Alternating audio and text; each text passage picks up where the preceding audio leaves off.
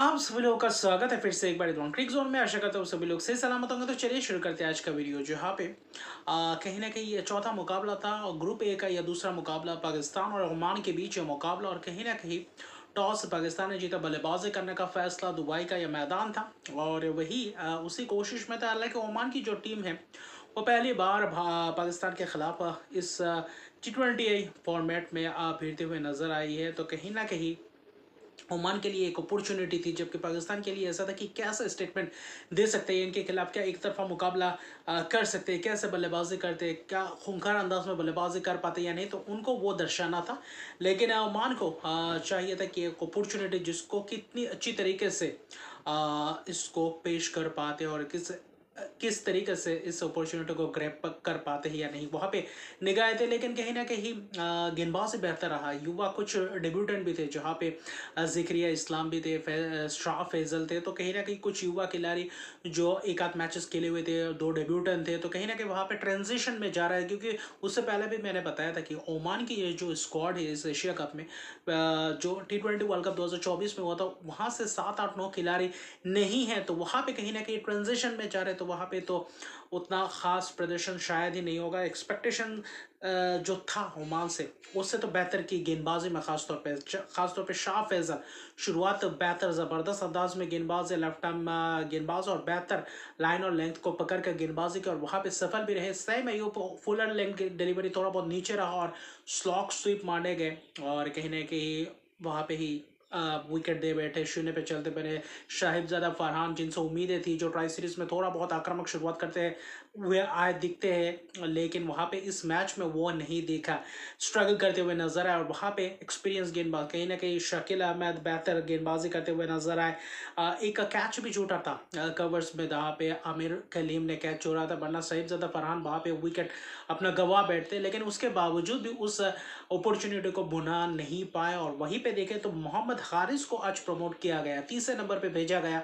पहले 5 ओवर खासतौर पे मोहम्मद कलीम मोहम्मद खासतौर पे देखें तो नदीम, वही शकील अहमद तो बेहतर गेंदबाजी करते हुए नजर, चाहे तेज गेंदबाज की बात की, चाहे स्पिनर्स बेहतर दिखे। फैजल शाह ने भी बेहतर गेंदबाजी किया, भले उनके खिलाफ एक आध चौके लगाए हो, लेकिन बहुत ही जबरदस्त किस्म की गेंदबाजी का मुजाहरा दिखाया। 5 ओवर तक 30 रन थे, लेकिन उसके बाद जो छठवां ओवर लेकर आते हैं आमिर कलीम, और उसी ओवर में कहीं ना कहीं चौके लगाते हैं फरहान, साहिबजादा फरहान, उसके बाद चौके चक्के स्लॉक स्वीप लगाते हैं मोहम्मद हैरिस। तो वहाँ पे आक्रामक शॉट दिखता है। तो वहाँ पे 15 16 रन का ओवर आता है। फिर कहीं ना कहीं मोहम्मद नदीम के ओवर में भी एक ज़बरदस्त चौका लगाते हैं। लेकिन वहाँ पे कोशिश थी ओमान के गेंदबाजों के कितने कम से कम रन्स दे सकते हैं। वहाँ पे एक आध कैचेस भले ही छूटे हो, लेकिन बेहतरीन कैचेस पकड़े। खासतौर पर दुबई के मैदान में रिंग ऑफ फायर जो कहा जाता है, जहाँ पे लाइट्स पूरी तरीके से मैदान में रहता है, सर्कल के वो जो रिंग रहता है उसमें लाइट्स की वजह से हाई कैचेस पकड़ना उतना आसान नहीं है। ज़्यादा से ज़्यादा कैच मिस्ड यहाँ पे होते हुए दिखते हैं दुबई के मैदान में। लेकिन आज ओमान ने जो खासतौर पे गेंदबाजी के जो फील्डिंग किया, बेहतर किस्म की, जहाँ से और भी इम्प्रूवमेंट ला सकते हैं, लेकिन फिर भी उमदा किस्म की मैं कहूँगा कैचेस पकड़े, फील्डिंग की है। वहाँ पे समय श्रीवास्तव था, जो एक लेग स्पिनर थे, उनके एक ही ओवर में जहाँ पे छक्का लगा, बेहतरीन किस्म की शॉट्स लगाते हुए नजर आए हैं। मोहम्मद हैरिस ने ही पहल किया शॉट्स लगाने, वहाँ पे चौके छक्के लगाते हुए नजर आए। तो 2 3 ओवर बेहतर यूटिलाइज किया। सुफियान महमूद आए थे, वहाँ पे भी एक कैच का मौका बना था, वहाँ पे श्रीवास्तव जबरदस्त डाइव लगाए थे, लेकिन आखिर में चौके के लिए गए, वहाँ पे भी छक्के चौके लगाए। तो वहाँ पे वो जो 2 3 ओवर थे, वहाँ पे 30 30 35 रन के करीब लिए थे। और उसके बाद कहीं ना कहीं मोहम्मद हारिस कहीं ना कहीं बेहतर बल्लेबाजी कर रहे थे और तेज तरह अर्शद कपारी और तीसरे नंबर पे प्रमोट करने के बाद बेहतर प्रदर्शन किया। आखिर में जाकर 66 रन बनाए। और सिर्फ अगर आप खास तौर पे देखें तो 43 गेंदों में, और जहाँ पे 3 छक्के 7 चौके, तो हारिस जब तक थे मैदान में क्रीज पे, वहाँ पे पूरी तरीके से ऐसा लग रहा था कि अपने अंदाज में चला रहे थे मैच को। लेकिन शाहिबजादा फरहान का विकेट चटकाते हैं। आमिर कलीम एक्सपीरियंस गेंदबाज, कॉटन बॉल जबरदस्त वो कैच पकड़ते, 29 गेंदों में 29 रन वापस स्ट्रगल करते हुए नजर आए। आज इस मैच में स्पिनर्सों के सामने फंसते हुए नजर आए। हसनैन शाह ने भी बेहतर कुछ ओवर्स डाले। वहाँ पे आमिर कलीम ने वो जो 2 ओवर में 2 3 विकेट चटकाए, उसी ने कहीं ना कहीं वापसी करवाया ओमान को।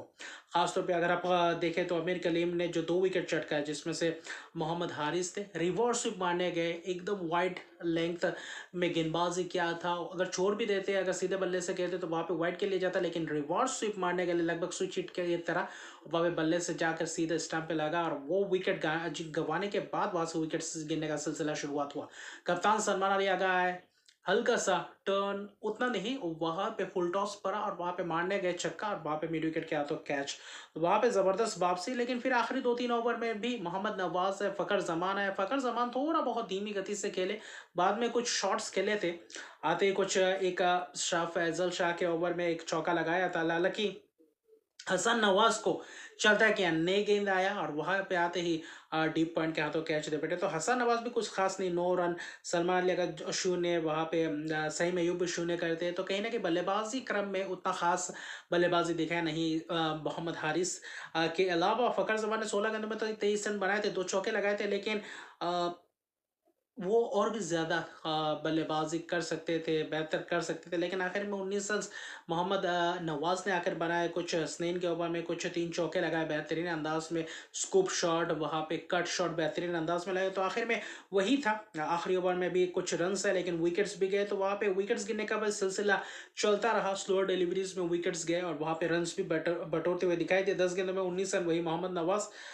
बाकी तो बस ज़्यादा रन्स बने नहीं। 20 ओवर में 160 रन, एक वक्त ऐसा लग रहा था कि 180-90 भी हो सकता था, लेकिन इनएक्सपीरियंस टीम मैं कहूँगा, यंग टीम जिसमें ओमान के जो एक दो एक्सपीरियंस है, जहाँ पे मोहम्मद नदीम, फिर देखे तो आमिर कलीम और कहीं ना कहीं जतेंद्र सिंह, तो उनके अलावा बाकी पूरी तरीके से ट्रांजिशन पीरियड चल रहा है ओमान का, उसके बावजूद भी बेहतर गेंदबाजी देखा है, जहाँ पे 4 over 34 run 3 wicket, Shah Faisal, Shakeel Ahmed 4 over 17 run, बहुत ही किफायती स्पेल, और उसके साथ साथ आमिर कलीम जो 4 ओवर 31 रन 3 विकेट, कैच छूटने के बाद वहां पे जबरदस्त गेंदबाजी, पहला ओवर महंगे जाने के बावजूद भी वापसी जबरदस्त था, लेकिन 161 रन की कहीं ना कहीं टारगेट था, ऐसा लग रहा था कि क्या यह टारगेट अचीवेबल टारगेट है ओमान के लेके, वो कर पाएंगे या नहीं, क्या उसके करीब पहुंच पाएंगे नहीं, या फिर वहां पे compete कर पाएंगे नहीं, जहाँ पे प्रदर्शन की बात है। हालांकि पार्टनरशिप्स 2 बने, जो साहिबजादा फरहान और मोहम्मद हैरिस के बीच 85 रन की पार्टनरशिप, और वही पार्टनरशिप कहीं ना कहीं पाकिस्तान को अच्छी खासी टोटल तक पहुंचने में मुमकिन तो किया, लेकिन फिर भी आखिर में वो फिनिश नहीं कर पाया जो फिनिश करना चाहिए था।